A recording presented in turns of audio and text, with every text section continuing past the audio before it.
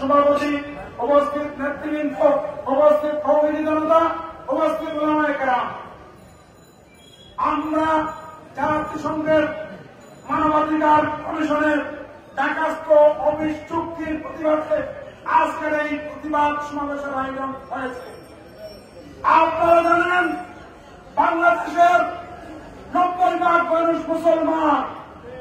এই দেশের মানবাধিকার, এই দেশের মানুষের ইজ্জত, এই দেশের মানুষের ধর্মীয় স্বাধীনতা, এই দেশের মানুষের স্বাধীনতা কুরআন সুন্নাহ অনুযায়ী পরিচালিত হবে। পশ্চিমাদের ইমান লুণ্ঠনকারীদের, ট্রান্সজেন্ডারবাদীদের, মুসলমানদের বিনাশকারীদের মানবাধিকার চায় না। ইতিমধ্যে আমরা দেখেছি ফিলিস্তিনে মুসলমানদের নির্মমভাবে হত্যা করছে। ফিলিস্তিনের জমিনে মানবাধিকার প্রতিষ্ঠা করেছে, মুসলমানদের জন্য খাদ্য পানি ঢুকতে তারা দিচ্ছে না।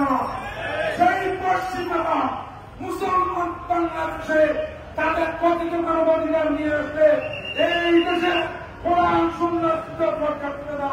তাই আমাদের কেন্দ্রীয় নেতৃবৃন্দ এই দেশ থেকে মানবাধিকার অভিযান নেওয়ার জন্য রাষ্ট্রকে জাতিসংঘকে আহ্বান জানাচ্ছে, এই দেশের সরকারকে আহ্বান জানাচ্ছে।